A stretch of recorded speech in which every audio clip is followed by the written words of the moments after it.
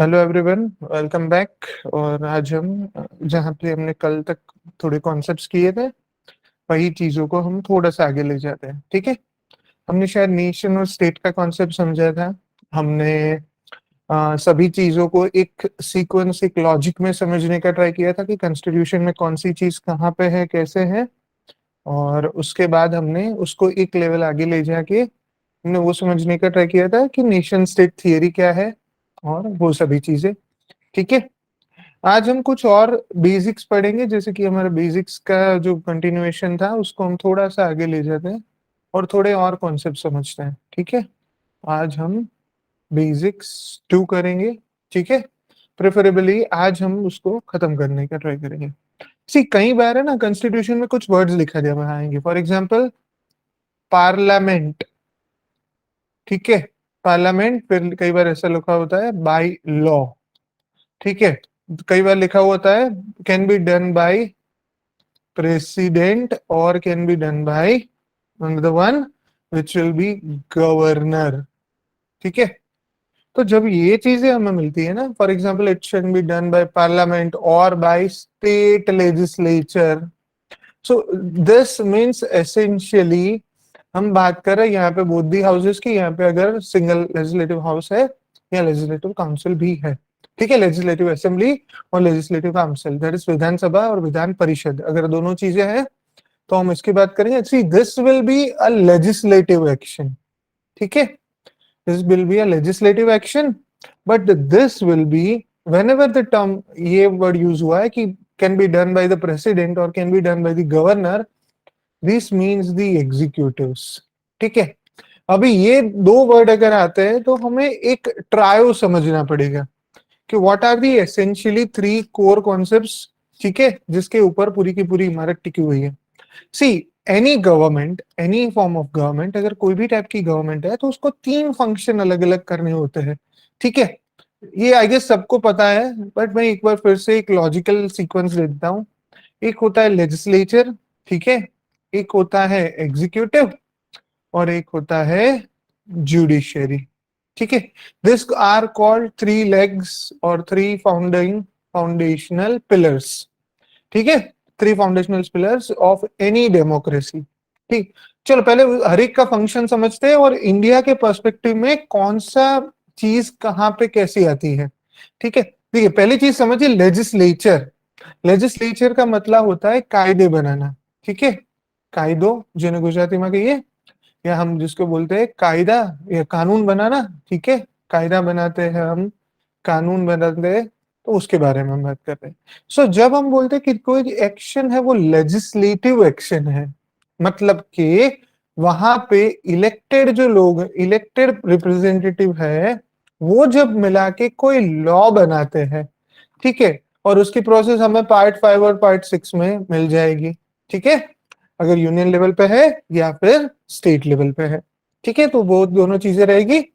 So that will be A making of law, जब हम यहाँ पे लॉ बनाने की बात कर रहे हैं। ठीक है। जब दूसरी हम बात करेंगे एग्जीक्यूटिव की, तो एग्जीक्यूटिव कौन होता है? एसेंशियली वो लोग जो ये लॉ जो बना है ना, उसका इम्प्लीमेंटेशन करवाते हैं। ठीक है। लॉ बन गया, उसका इम्प्लीमेंटेशन करना है। कई बार कौन सा लॉ बना, उसके लॉ का फॉर्मेशन के आइडियाज, फॉर्मेशन आइडियाज भी यही लोग देते हैं। ठीक है। ग्राउंड लेवल रियलिटीज भी यही लोग बताते हैं। तो दूसरा कंपोनेंट हो गया कि एग्जीक्यूटिव्स। ठीक है। अगर मैं लेजिस्लेचर की बात करूं तो इसमें क्या आएगा? Parliament, that is Lok Sabha and Rajya Sabha. ठीक है। अगर मैं बात करूं, जैसे कि मैंने बोला था, स्टेट लेजिस्लेचर, तो उसमें आएगा state legislative assembly. For example Gujarat के केस में आएगा गुजरात विधानसभा। गुजरात में लेजिस्लेटिव काउंसिल नहीं है, बट अगर होती तो उसको क्या बोलते हैं? स्टेट लेजिस्लेटिव काउंसिल या विधान परिषद।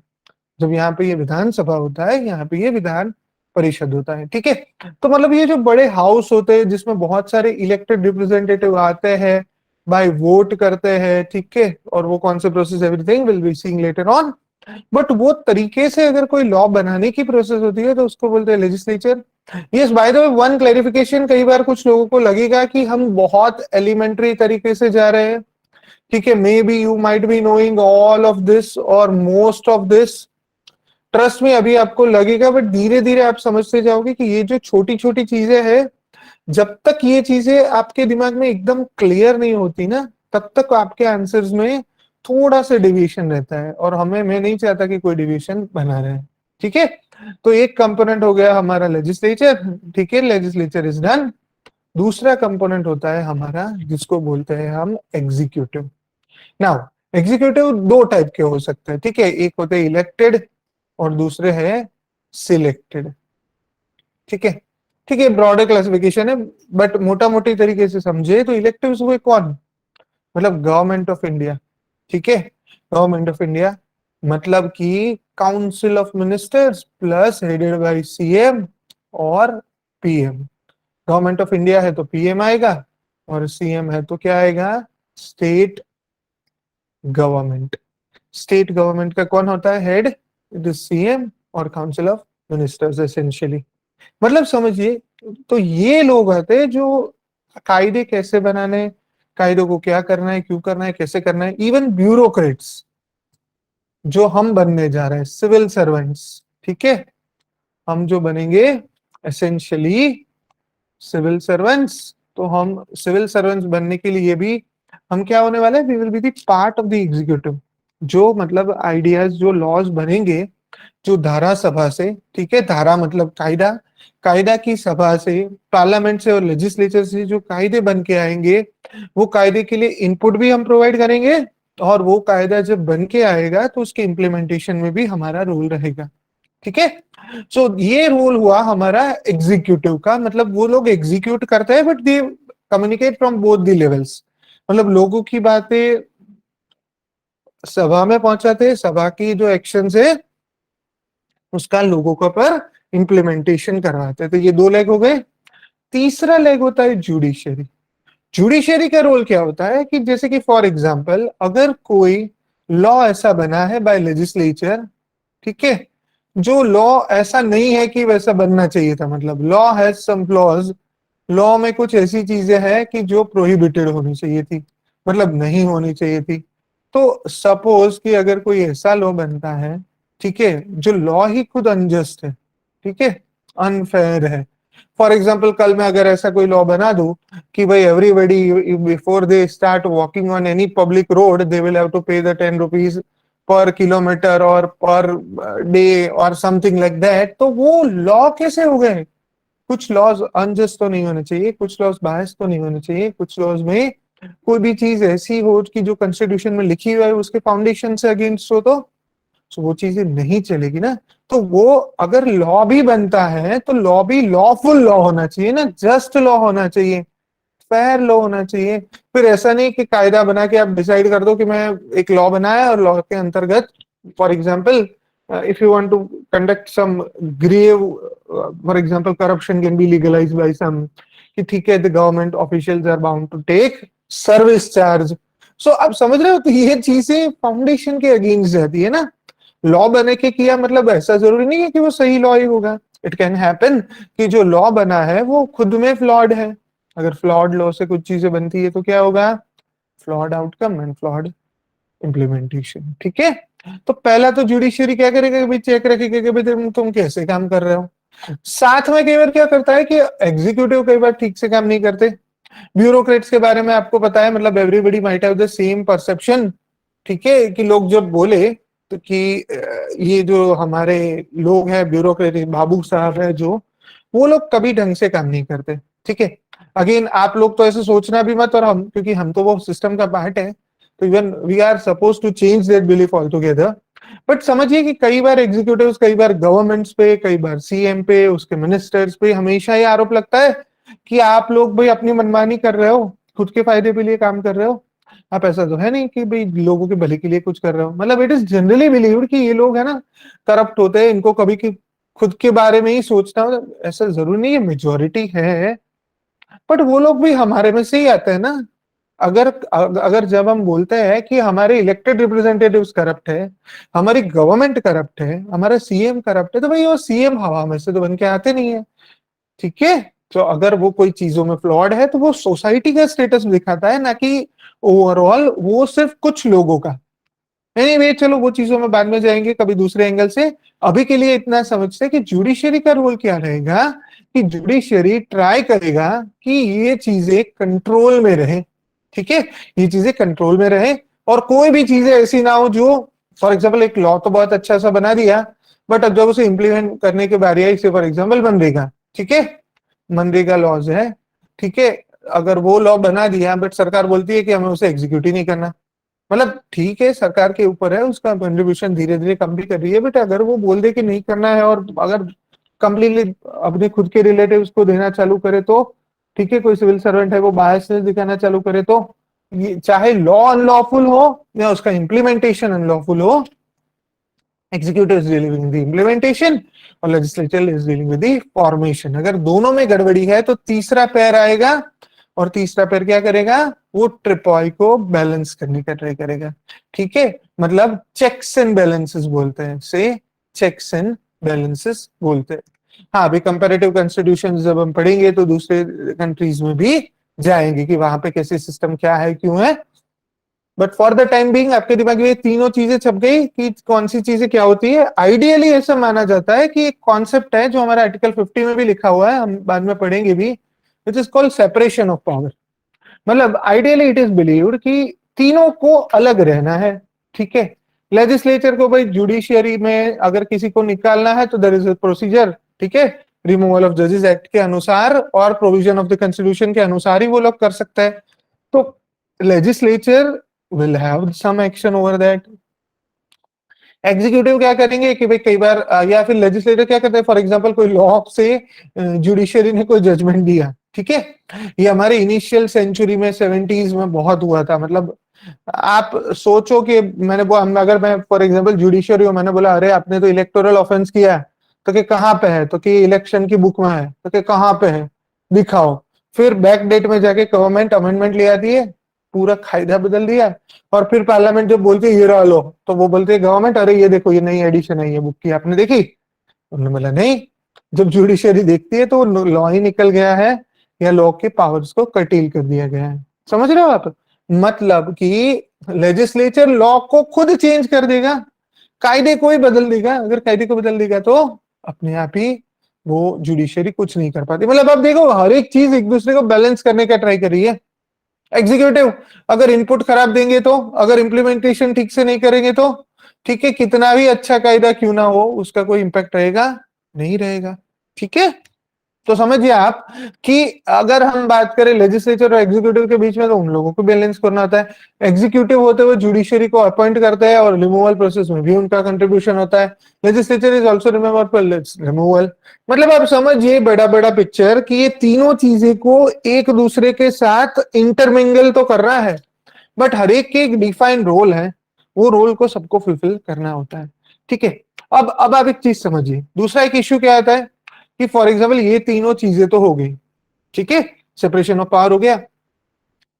इंडिया के कंटेक्स में छोटा सा केस सा क्या है वो समझ लेते हैं एक वेन डायग्राम थ्रू, ठीक है, वेन डायग्राम को हम ड्रॉ करते हैं।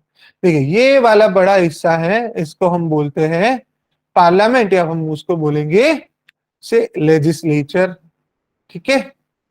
लेजिस्लेचर बोलने का फायदा क्या है कि यहाँ पे मैं पार्लियामेंट भी ले सकता हूं और मैं state legislative assembly and council दोनों ले सकता हूं। मतलब ये हो गया मेरा लेजिस्लेचर। उसके अंदर से एक छोटा सा पार्ट है, जब हम आर्टिकल 74 75 पढ़ेंगे तब हम उसकी डिटेल में जाएंगे, तब हमें पता चलेगा।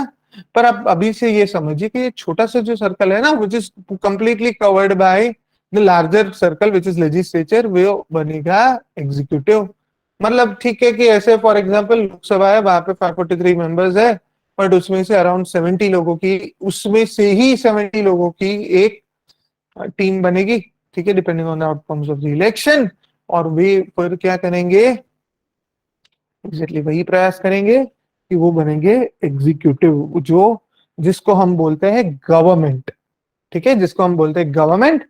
तो गवर्नमेंट यहां पे देखो, हमारा जो एग्जीक्यूटिव है it is completely overshadowed by what, it is overshadowed by legislature.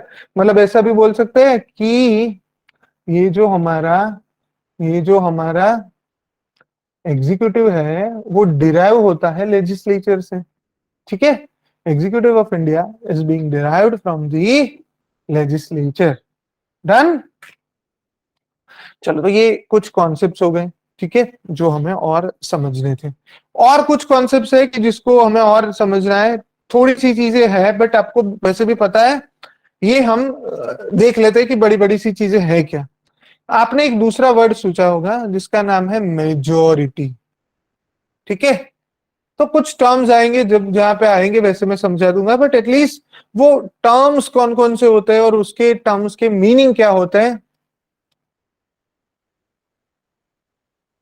हम समझ लेते हैं। चलिए, पहला आता है सिंपल मेजोरिटी, ठीक है। एक टर्म आता है सिंपल मेजोरिटी, मतलब सादा बहुमत। By the way, you can go for the local editions. आप गुजरात में है तो गुजराती लैंग्वेज के जिस वर्ड्स को बाजू में लिख दीजिए, ठीक है, ब्रैकेट में करके। बट कॉन्सेप्ट हमेशा आप इंग्लिश में रखिए। मेरा ये सजेशन इसीलिए है क्योंकि कई बार उसके हिंदी या गुजराती वर्जन में क्लैरिटी नहीं मिलती, ठीक है, तो वो ना हो जाए। चलो, मेजोरिटी में पहली मेजोरिटी है सिंपल मेजोरिटी। मतलब अगर से पूरे हाउस की स्ट्रेंथ है एन, ठीक है, कैपिटल एन, बट उस दिन आए एन लोग, मतलब प्रेजेंट, ठीक है, मतलब प्रेजेंट हुए, ठीक है। एक फिर आता है वेकेंट। वेकेंट मतलब कि वो जगह खाली है। वो जगह खाली क्यों है? क्योंकि भाई एक भीमबेटका वाला बंदर था और वो बंदर सो गया, मतलब मर गया। अगर अगर वो पर्सन का कोई लॉस होता है तो इन दो situations, in those unfortunate situations, उसमें से नंबर ऑफ पर्सन में से ये चीजें वेकेंट सीट्स जिसे बोलते हैं, बिकॉज वो पर्सन तो रहा नहीं, ठीक है। और उसका क्या होगा, कैसे होगा, उसकी जगह का, वो सभी चीजें हमें ऑलरेडी पता है, तो वो बाद में जाएंगे। बट आप पहली चीज समझिए, सिंपल मेजोरिटी इज क्या? N, small N is a present number of legislators, जो कायदे बनाने वाले लोग हैं उनकी बात कर रहे हैं। तो सिंपल मेजोरिटी इज जितने भी लोग present and voting, present and voting, ठीक है। अगर वो एन लोग हैं तो उसमें से क्या होगा, जितने भी लोग हैं, ठीक है, सिंपल मेजोरिटी में n divide by 2 plus 1, this will be the simplest majority, ठीक है। फॉर एग्जाम्पल, हम एग्जाम्पल लेके समझ लेते हैं। 543 मेंबर्स है, ठीक है, हमारी लोकसभा में। एंग्लो इंडियन की 2 सीट अभी चली गई है, रिन्यू नहीं हुई है। तो जैसे ही उनका टर्म खत्म हो जाएगा, they will not be renewed any more, and India will be not having any legacy of Indo Anglo Indian community, ठीक है। वरना उन लोगों को हार्डली 500,000 की पॉपुलेशन है और उसके सामने उनका रिप्रेजेंटेशन इज 2 और 3 इवन।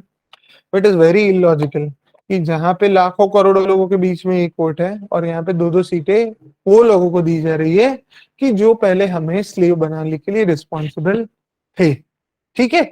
चलो, anyways, let us not go into develop some grudges, but जो है वो चीजें तो बोलनी पड़ेगी ना।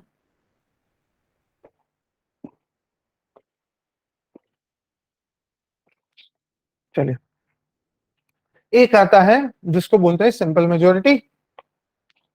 लेजिस्लेटिव लेजिस्लेटिव लोकसभा, मतलब वहां पे अगर 540 सीट्स है, उसमें से वेकेंट है, फॉर एग्जांपल 23, 23 वेकेंट है, सो 520 हो गई प्रेजेंट एंड वोटिंग। सो अगर प्रेजेंट एंड वोटिंग 520 है, this will become your N. So N plus 2/1, 261, ठीक है। 261 अगर सीट्स हैं तो जहां जहां पे भी कुछ भी नहीं लिखा होगा, मतलब पार्लियामेंट बाय लॉ प्रोवाइड, जब कोई क्लैरिटी नहीं है तो हमें कौन सी गिननी है? सिंपल मेजोरिटी, ठीक है। और कोई मतलब नहीं आना है। चलो, second one is effective majority. Effective majority, चलो, व्हाट इज इफेक्टिव मेजोरिटी? ठीक है, देखो, यहाँ पे हमने क्या किया, प्रेजेंट एंड वोटिंग, ठीक है, उनमें से हमने प्रेजेंट भी है और वोटिंग भी है, उनको निकाल दिया। बट कई बार क्या होता है कि प्रेजेंट नंबर तो है पर उसमें से हम वेकेंट को रिमूव ही कर देंगे और फिर हम मेजोरिटी निकालेंगे, ठीक है। मतलब यहाँ पे क्या होगा, एन बड़ा वाला तो है 543, ठीक है, कैपिटल एन इज 543, और उसमें से हमने बेकन को निकाल लिया। पर जो लोग आए हैं वो जरूरी नहीं है ना कि वो सब लोग वोट करेंगे। यहाँ पे मैंने क्या लिया, जितने प्रेजेंट है उतने भी वोट कर रहे हैं, प्रेजेंट एंड वोटिंग।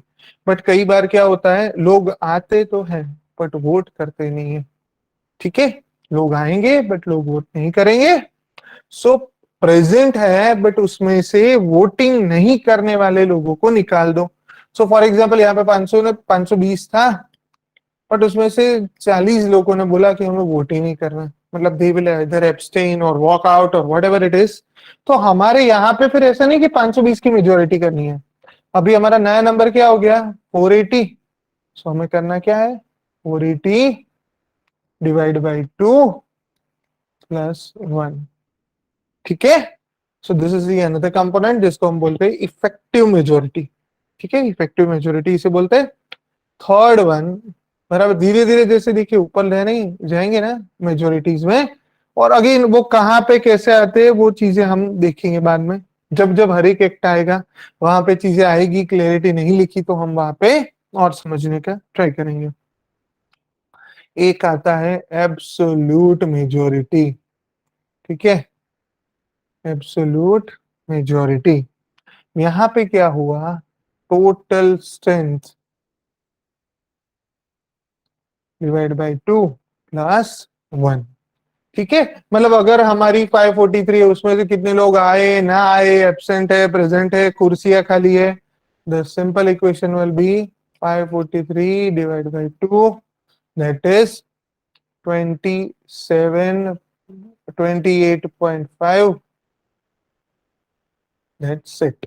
सो ये हो गई हमारी एब्सोल्यूट मेजोरिटी।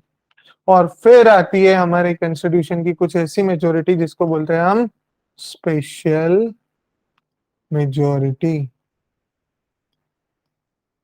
ठीक है। स्पेशल मेजोरिटी का मतलब क्या हुआ कि हम दो चीजों को कंबाइन करेंगे, ठीक है। मतलब हम 2/3 ऑफ प्रेजेंट एंड वोटिंग, एक नंबर ये लेंगे, दूसरा नंबर ले लेंगे कि भाई हमें मेजोरिटी ऑफ टोटल स्ट्रेंथ, ठीक है, मतलब टोटल स्ट्रेंथ मेजोरिटी की, ठीक है। सो ये हमारी मतलब क्या हो गया, फॉर एग्जांपल 543 है और present and voting, for example सोच लो कि उस दिन 300 ही लोग आए थे, ठीक है, 300 लोग आए थे तो प्रेजेंट एंड वोटिंग कितना हो जाएगा, ठीक है 300। और मान लेते हैं कि भाई प्रेजेंट एंड वोटिंग दोनों कैटेगरी वाले मिला के लोग होते हैं 300। सो 200 पॉइंट, अगर 200 वोट्स मिल जाए तो कोई बिल या एक्ट या रेजोल्यूशन पास हो जाएगा।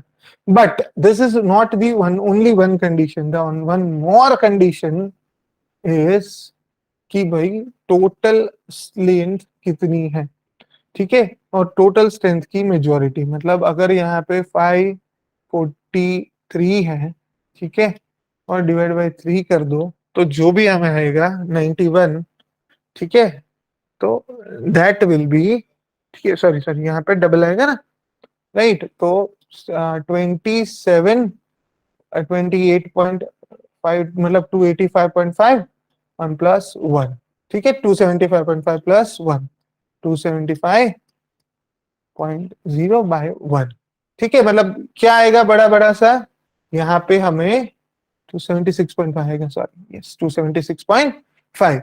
तो समझिए एक नंबर 200 हुआ, एक नंबर हुआ 276.5, मतलब आधा इंसान तो हो नहीं सकता, तो जो भी है उसे हम प्लस 1 कर देंगे, 277 और 200 दोनों में से जो बड़ा नंबर है वो हमारे लिए बन जाएगा स्पेशल मेजोरिटी। और फिर उसके बाद आता है एक द मोस्ट पावरफुल मेजोरिटी, सो जो सिर्फ एक ही बार एक ही बंदे के लिए यूज होती है, that is special 2/3 majority of present and voting, ठीक है, 2/3 majority of present and total strength, 2/3 majority of total strength. मतलब आप समझिए कि अगर कुछ भी हो जाएगा 543 की ही मुझे 2/3 मेजोरिटी चाहिए, that will be contributing towards this. और ये हमारे कॉन्स्टिट्यूशन में सिर्फ एक ही जगह पे यूज होती है, कहां पे, रिमूवल ऑफ, जिसको हम बोलते हैं इम्पीचमेंट। ठीक है, इम्पीचमेंट ऑफ प्रेसिडेंट। ठीक है, this is impeachment of president. सिर्फ ये एक केस ऐसा है जहां पे हम मैक्सिमम मैक्सिमम ये चीजों को यूज करते हैं। इसके अलावा कोई ऐसी जगह नहीं है कि जहां पे हम ये मेजोरिटी यूज करते हैं। ठीक है, तो आज के लिए हमने इतने कॉन्सेप्ट समझे कि चीजें क्या होती है, कैसी होती है। और कल हम पहले एक आध प्रियम्बल को एक बार पढ़ेंगे, प्रियम्बल पढ़ने से चालू करेंगे और फिर धीरे धीरे मतलब टू एंड फ्रो जाके हमारे फीचर्स करते जाएंगे। या प्रीएम्बल जब करे तो ही हम साथ में ऐसा कर ले कि हम हमारे कॉन्स्टिट्यूशन के फीचर्स और वो सब कर ले।